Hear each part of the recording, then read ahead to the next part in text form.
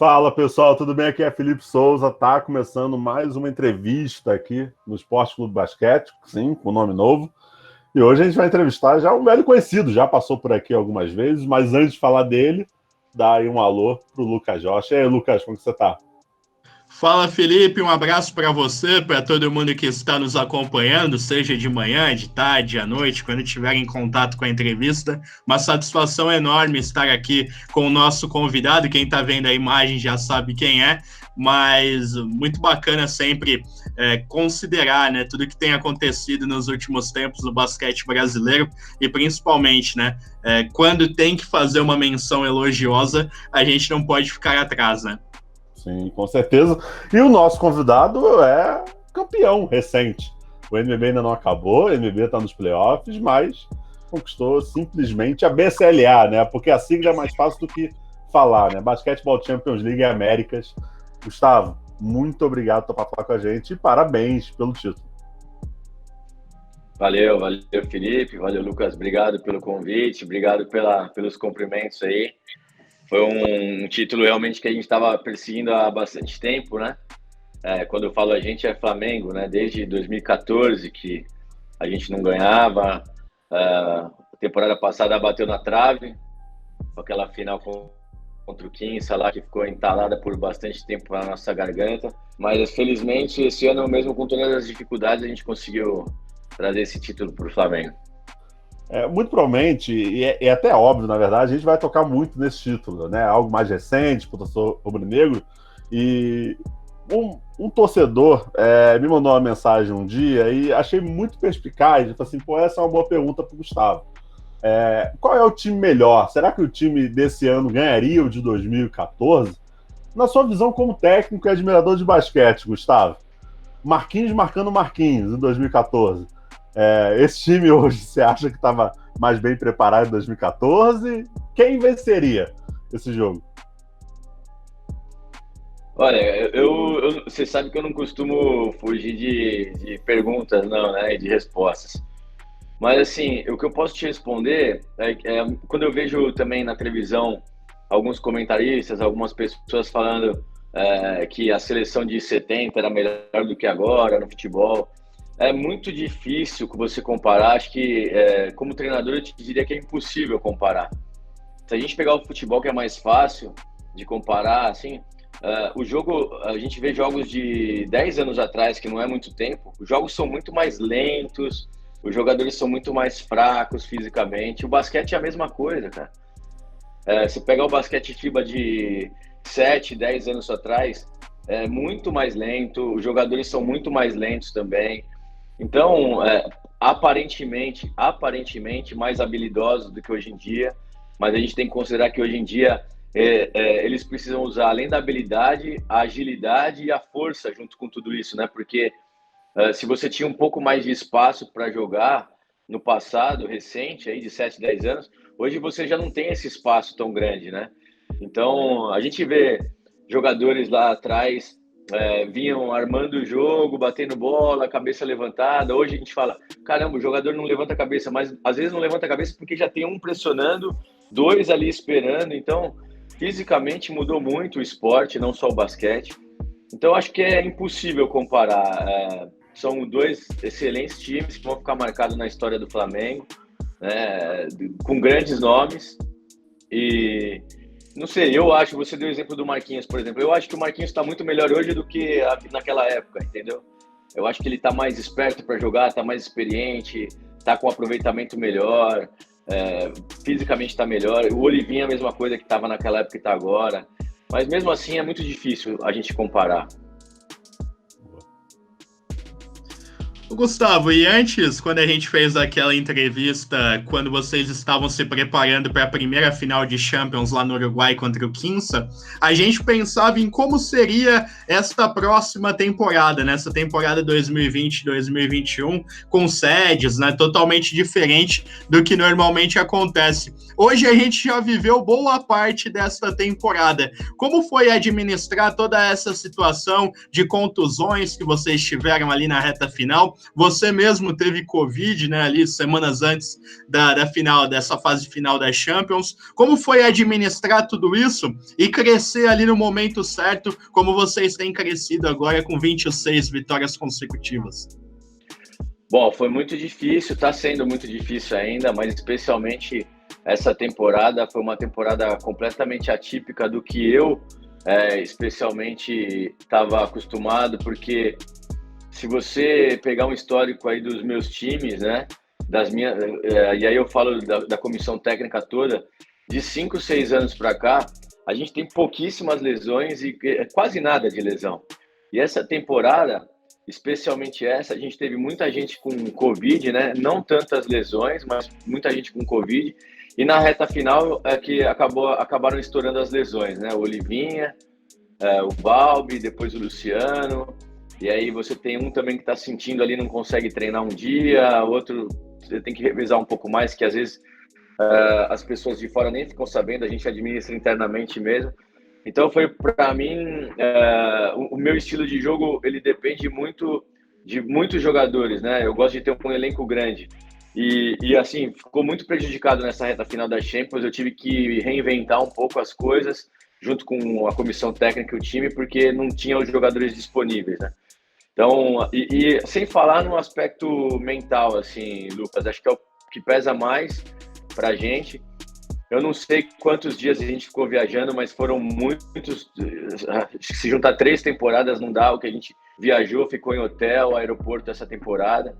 Então, o aspecto mental acho que te deixa até mais cansado do que o aspecto físico, assim, essa temporada, né? E junto com as viagens, junto com tudo, você ainda convive com esse nível de notícias que a gente está tendo nos nossos noticiários aí, que nada mais é do que a divulgação da realidade, né? Então, você vê que a realidade próxima de você está muito complicada, do seu lado. Enfim, não foi nada fácil, principalmente mentalmente. Boa. Você fala muito do aspecto mental, e eu gostaria que você falasse um pouco dessa reta final da BCLA mesmo, porque o jogo é em Nicarágua, contra o time da casa, contra semifinais difíceis também. Vocês encaram um time brasileiro, pô, fica cada vez mais puxado. Como é que foi para você e para os jogadores também? Porque assim, a gente tem que fazer esse adendo, né? Como você até disse no começo do papo. O Flamengo perdeu para o 15 na última final. Então tem todo aquele peso. Tipo, agora tem que sair esse título. Vamos buscar esse título. Como é que foi o trabalho de vocês nos bastidores até a grande conquista?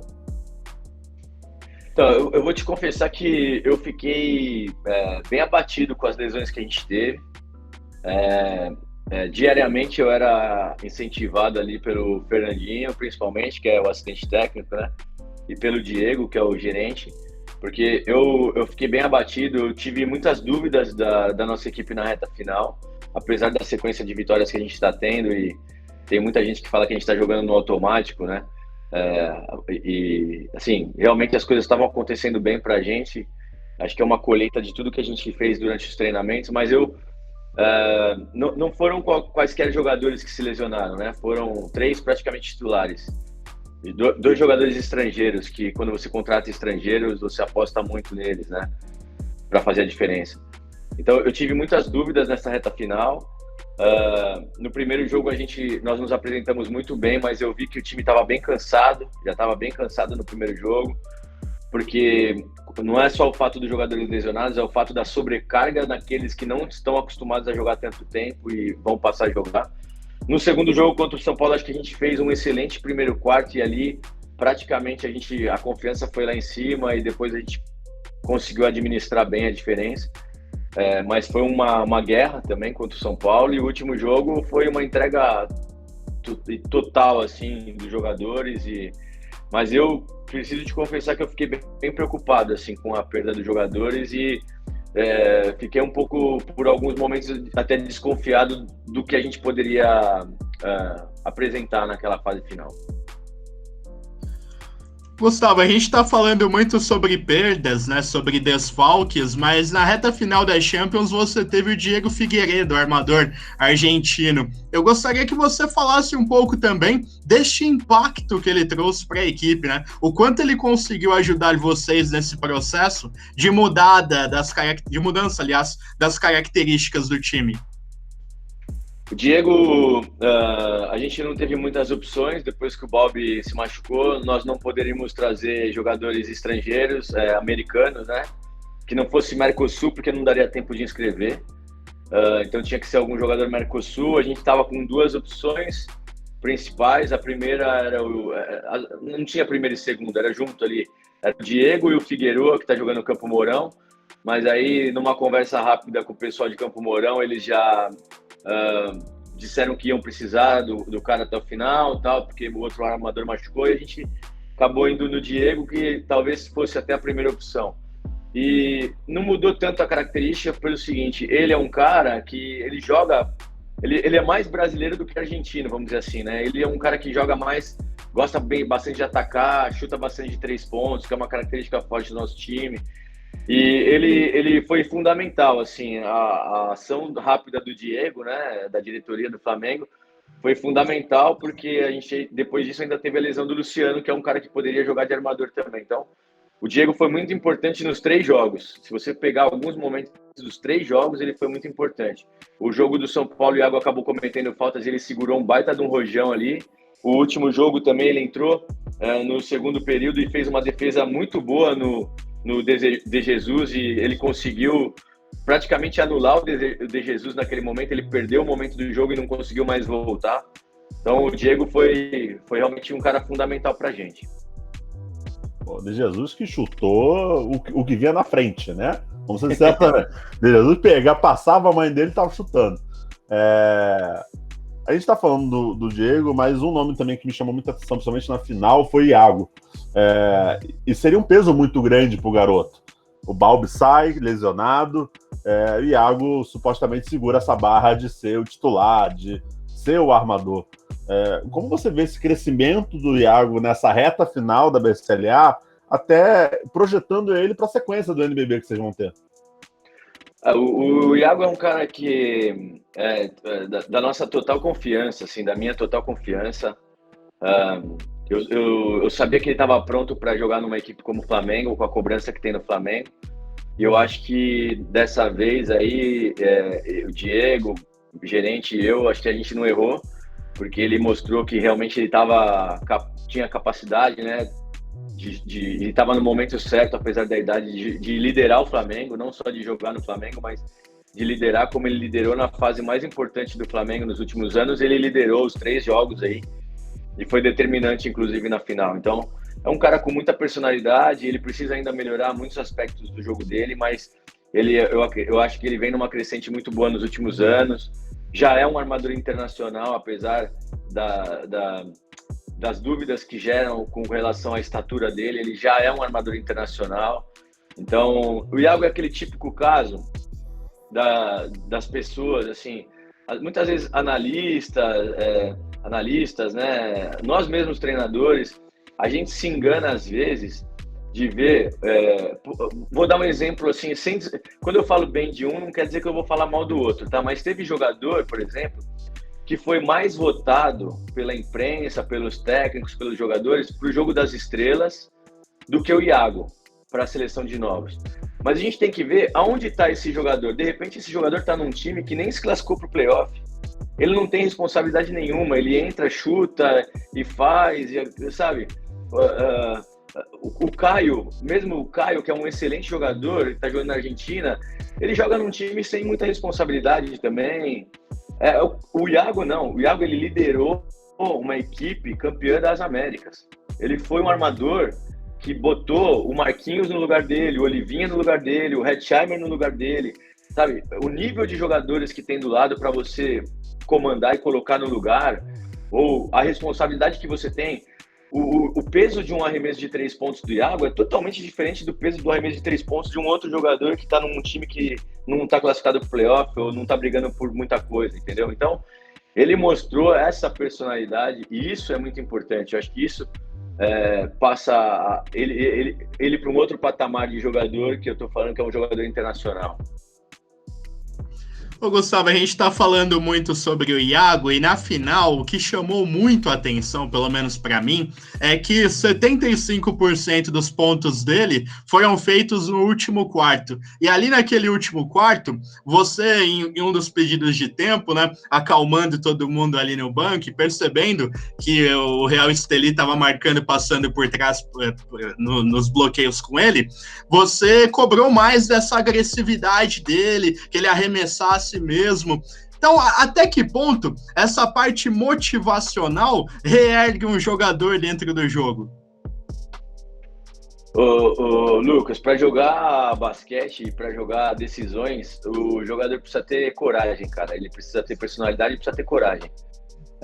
Ele não pode ficar com medo de errar, ele não pode ficar pensando no que pode acontecer se ele errar.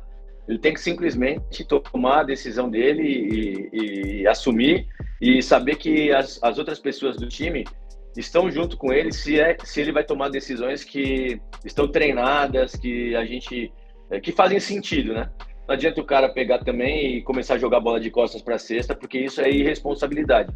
Agora, se tem coisas que estão treinadas e se o adversário está oferecendo aquilo, que nem você falou, eles estavam deixando o Iago arremessar, eles estavam, principalmente nos últimos 5 minutos do jogo, muito grudados no Hatch, no Marquinhos, no Lucas, e aí abriu, o garrafão estava praticamente aberto para o Iago jogar 1 contra 1, e aí ele acabou fazendo 2 ou 3 bandejas decisivas também. Então, eles precisam estar prontos para pegar o que o jogo está oferecendo naquele momento e precisam ter confiança para isso e principalmente coragem, né? Então, não é um trabalho de um timeout ali, de um pedido de tempo, é um trabalho diário, desde o começo da temporada, de conversa, de encorajamento nos treinos.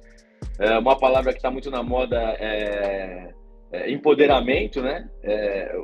A gente precisa empoderar os jogadores para que chegue na hora eles estejam com confiança, preparados e principalmente, eu acho que para ele estar com muita confiança, o fator principal não é nem a motivação, é o treino.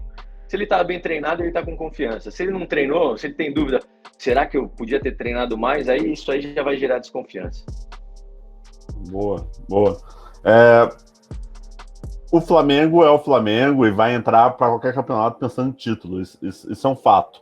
Mas também, vamos ser sinceros, que depois de uma conquista como a BCLA, que era uma coisa almejada bastante para essa temporada, não sei como fica o foco até o final da temporada para o NBB. Talvez nesse começo vai ali se reaquecendo e tal, porque tem que voltar mesmo, tem que voltar o foco para o NBB. Mas como é esse trabalho no bastidor, principalmente, para incentivar os jogadores mesmo, tipo assim, olha, agora o foco é NBB, a gente tem que entrar com a mesma fome que entrou quando entrou para a BCLA. Por mais que vocês sejam considerados favoritos, por todos os motivos que vocês mereceram para isso, mas agora o foco tem que ser total e a fome tem que ser total também até o final. Como é esse trabalho para poder incentivar? Porque assim, tipo, imagino que jogadores mais antigos, mais experientes, como Marquinhos e Hatch, Olivinha, os caras estão acostumados, os caras querem ganhar sempre. Mas como é falar para um garoto como o Iago, falar para um outro jogador mesmo, para que assim, olha, agora a fome tem que continuar a mesma ou maior do que a gente teve na BCLA? Com o nosso grupo no Flamengo, é muito fácil isso, porque se aparece algum jogador com esse pensamento que você falou no final, logo ele é forçado a pensar igual aos outros, assim, ou por bem ou por mal. Primeiro que a gente está no Flamengo, né? E você sabe, você conhece bem. Aqui não tem... Você vê aí o futebol, foi campeão uma semana, na outra semana perdeu um pênalti, já é o pior jogador do mundo. Então, é assim, a cobrança aqui é assim, quem quiser jogar aqui tem que se adaptar a isso. Segundo, que a gente... eu lembro de um episódio, não sei qual episódio, da série do Manchester City, né, do Guardiola, que eu assisti, e tem uma hora que ele para na frente dos caras assim e fala, e grita, né? Eu quero os recordes, a gente tem que bater os recordes, eu quero ganhar e eu quero os recordes. Então, é isso que a gente está falando todos os dias ali para eles. O Olivinha fez um discurso bem bacana também, depois da nossa chegada aqui, que dizendo, pô, a gente está invicto esse ano ainda. Então, eu nunca vi isso de terminar invicto no 2021, vamos terminar invicto. A gente teve a melhor campanha do NBB, vamos terminar. Vale tudo, cara, vale tudo para nós, assim, vale glória, vale nome na história, vale recorde, vale dinheiro, vale tudo, sabe? Vale, é muito importante para nós e a gente tem consciência disso. Vou te dizer, nós estamos 100%? Não estamos sem o Balbi, sem o Luciano, o Olivinha está voltando aos poucos, o Marquinhos está voltando a treinar aos poucos também, o Iago, o Léo, todos eles tiveram alguma perda aí por conta da Champions, mas a gente pretende, se não chegar inteiro, a gente vai tentar ganhar de uma outra forma, com mais luta, com mais empenho, mas a gente vai jogar nossa vida nessa reta final do NBB com certeza.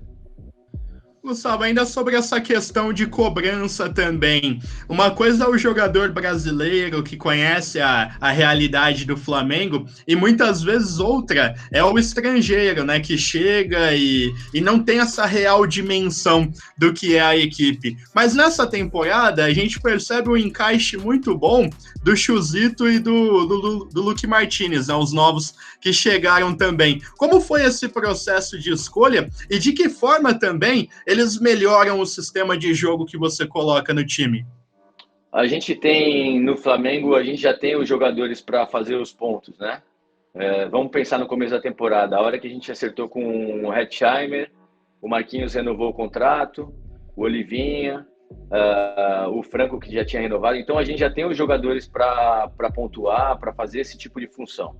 A gente precisa dos outros para fazer o time jogar, né? Um time não funciona só com quem faz ponto. Então, a contratação do Luciano foi bem pontual nesse aspecto, porque é um arremessador com média de mais de 45% de aproveitamento de 3 pontos nas últimas temporadas, acostumado a jogar em grandes times, jogou no São Lourenço 2 anos, disputando grandes títulos, é um cara que não sentiria tanto o peso da camisa. Então, essa foi a garimpagem assim, com o Luciano. E o Lucas, mais ou menos a mesma. A gente precisava de um jogador com característica parecida com o Luciano, mas que fosse que tivesse um pouco mais de iniciativa ofensiva, assim, que tivesse um contra um melhor do que o Luciano. E aí foi aonde a gente encontrou o Lucas Martinez, mas junto com tudo isso, como o time já estava bem arrumado, a gente precisava de um caráter bom também. Porque se você contrata um cara bom de um contra um, mas que chega aqui e fala, não, eu quero jogar 40 minutos, aqueles americanos ou estrangeiros que chegam querendo... Não, ele entendeu que o time já estava montado e que ele ia funcionar como uma peça a mais no time, né? Em alguns momentos ele se tornou protagonista, porque a gente precisou, mas é um cara que também, se precisar carregar o piano e não arremessar uma bola, ele faz, porque ele também é um cara assim que está acostumado com disputar títulos, em ser campeão, então ele sabe a importância de fazer esse trabalho secundário, vamos dizer assim. Boa. Você até mencionou aí o episódio do Guardiola sobre recordes. Você sabe que você está fazendo história, né? A história está sendo escrita sempre. E você está fazendo história. Você tem essa noção que talvez você vai figurar entre os grandes técnicos do Brasil pelas suas conquistas nacionais e também em competições internacionais, ou você ainda não caiu essa ficha? Porque assim, vou só ser bem direto. Depois do GWCLA, eu acho que todo mundo vai te perguntar sobre a seleção brasileira. Vai ser algo inevitável. E aí você vai responder ou não, mas assim, a pergunta vai vir. Você tem essa noção da história você tá escrevendo? Olha, ser bem sincero, eu não tenho muita noção disso, porque também não paro para pensar nisso, não é uma coisa que me importa muito. Eu até dei o exemplo do Guardiola, porque foi uma coisa que eu usei para falar com eles, para tentar motivá-los, né? Mas não é uma coisa que eu persigo, assim, eu quero recordes, eu quero isso, eu quero aquilo. Até achei interessante o Guardiola falar isso, né? E respeito muito, mas não é o que está na minha primeira prioridade, vamos dizer assim. O que está na minha prioridade é títulos, independente de como aconteça, né? Todo mundo fala, o ambiente. Eu não quero saber se o ambiente do time é bom, se é ruim, se tá todo mundo satisfeito, se não tá. Eu quero ganhar o campeonato. É isso que eu quero. Independente se vai chegar no final da temporada, a gente vai juntar e fazer um churrasco, ou se vai chegar no final da temporada, cada um vai dar uma entrevista falando mal do outro. Não é essa parte que me cabe. O que me cabe é tentar juntar esses caras na hora certa e ganhar títulos. E, assim, eu não tenho muita noção por conta disso. Eu sei que... Eu também não tenho essa preocupação. A minha preocupação maior sempre é retribuir o investimento e a confiança do clube e das pessoas que me contratam. Então, no caso agora dos dirigentes do Flamengo, torcida do Flamengo, esse é o meu compromisso. Eu me sinto satisfeito de retribuir isso naquele momento. Depois, se daqui 20 anos a gente puder juntar os títulos, juntar as vitórias e falar, pô, o Gustavinho foi recordista, vou achar legal pra caramba também, com certeza vou curtir, vou contar para minhas filhas, para os meus netos, para todo mundo. Mas não é essa prioridade no momento, eu estou pensando em título. E outra coisa importante também, Gustavo, é esse seu envolvimento nas últimas temporadas com o Flamengo, que é indiscutivelmente um clube que vive uma multicultura esportiva. Você tem junto no clube o Bernardinho no vôlei, teve grandes treinadores de futebol, Jorge Jesus, o Rogério Ceni, o Domi também. De que forma isso interfere também no seu crescimento como técnico, como gestor? De que forma você absorve também estes exemplos que estão ao seu lado no clube? Olha, para mim é uma honra poder primeiro estar no Flamengo e depois ao lado desses caras, né? O Bernardinho a gente conversa bastante.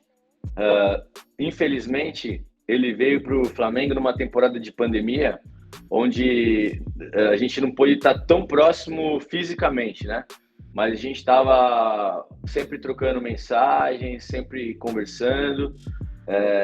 E assim, ele é um cara que gosta muito de basquete e eu sou um cara que gosto muito de vôlei. Assisto muito jogo de vôlei. Infelizmente não pude assistir muitos treinamentos, mas eu assisto muitos jogos.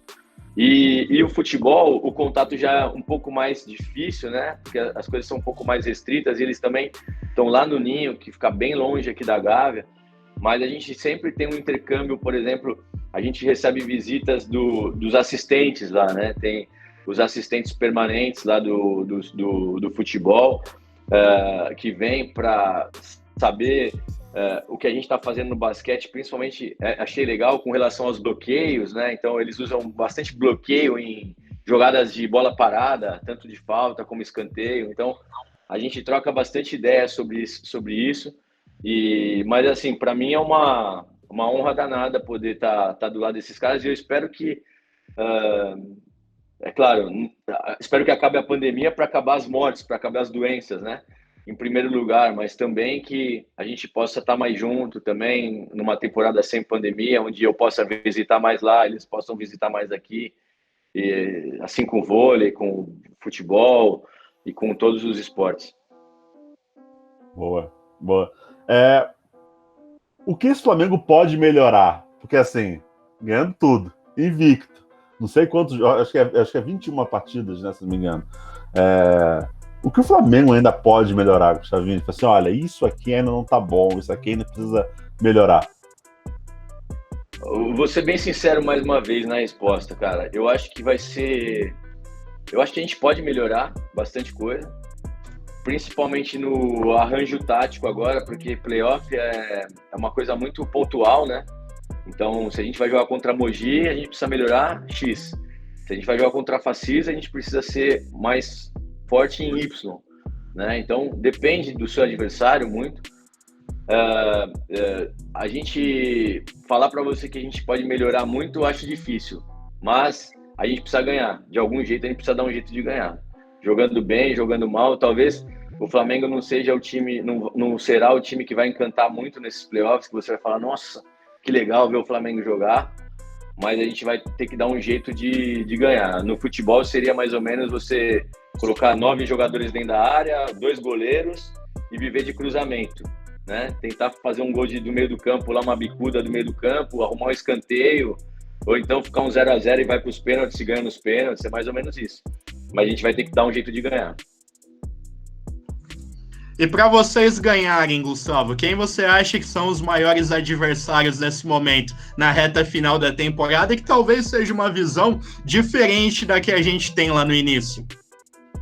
Obviamente, os times que estão na frente, que classificaram na frente, Minas e São Paulo, principalmente, né? Obviamente isso, paulistano. Mas, na prática, os maiores adversários são ou o Unifacisa ou o Mogi, que eu acho que são adversários muito duros e, principalmente, adversários capazes de bater o Flamengo numa série de playoff. Eu acho que isso é fundamental a gente saber, que a gente não vai entrar na quadra e jogar com o nome, jogar com o título da Champions. Pelo contrário, nós estamos numa fase hoje que eu diria que a gente não está no mesmo nível do que a gente jogou há 10 dias atrás. Então a gente precisa jogar muito mais se a gente quiser ganhar desses caras. E só embalando mais uma nesse sentido também, Gustavo, a gente fez uma live com o Bruno Lohance essa semana e eu falava dessa diferença do playoff de 3 e do playoff de 5. Vocês já vão pegar de cara Mogi ou Unifacisa em um playoff de 3, então o cuidado tem que ser redobrado para não escapar um jogo aí, né?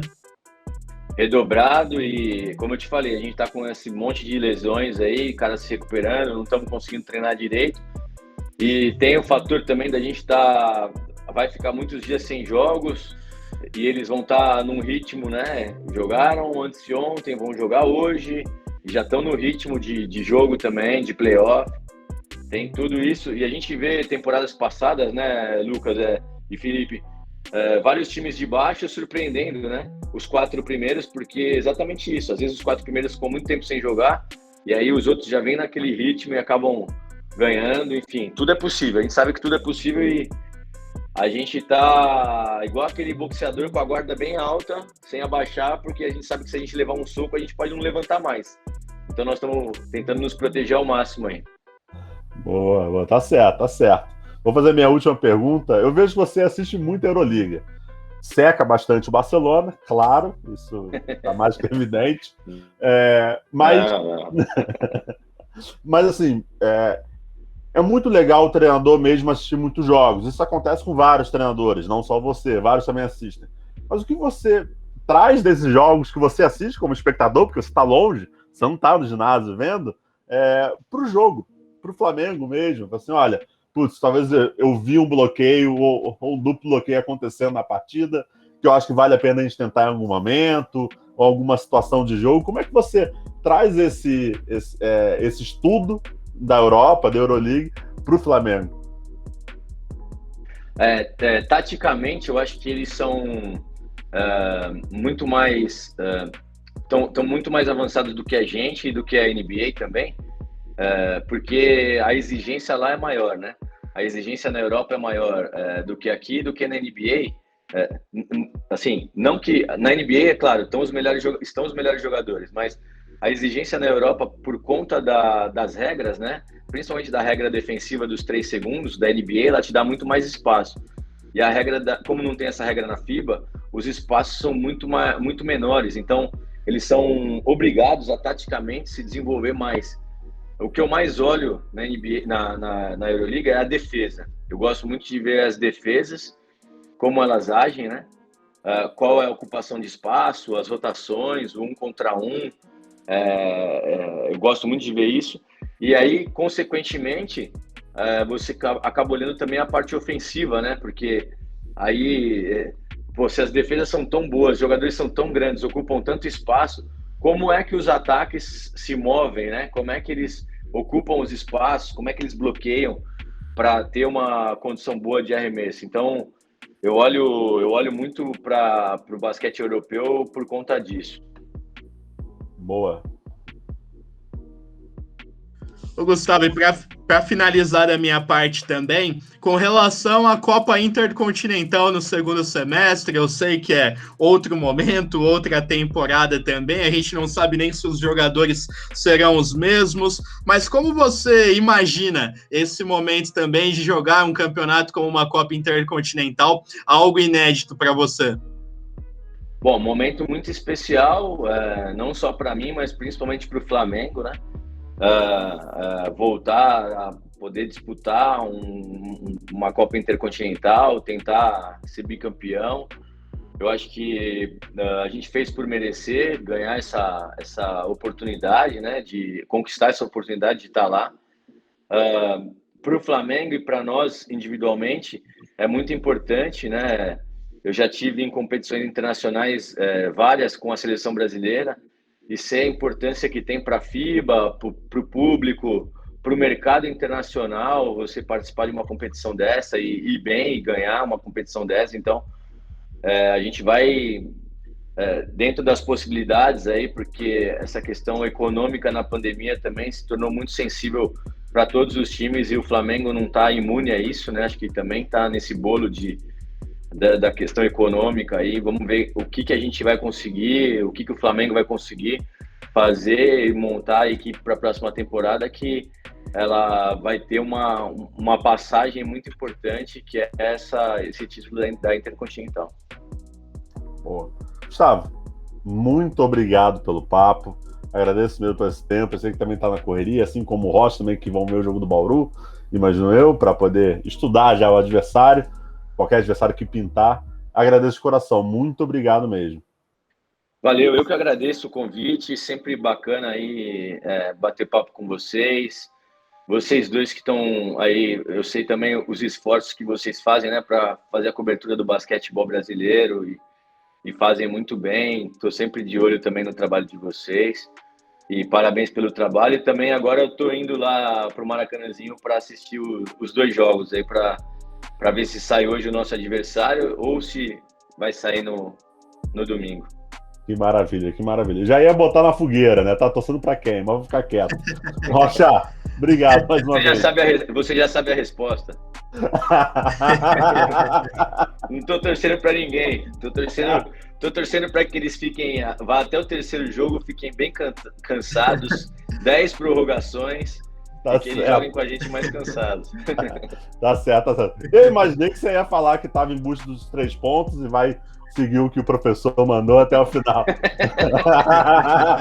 Por aí. Rocha, obrigado mais uma vez, meu jovem.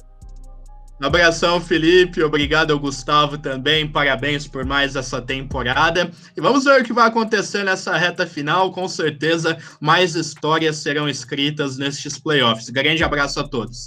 Bom, agradeço a todo mundo que acompanhou até o final. Esse vídeo vai estar salvo também no YouTube nosso, então não perca. Um abraço.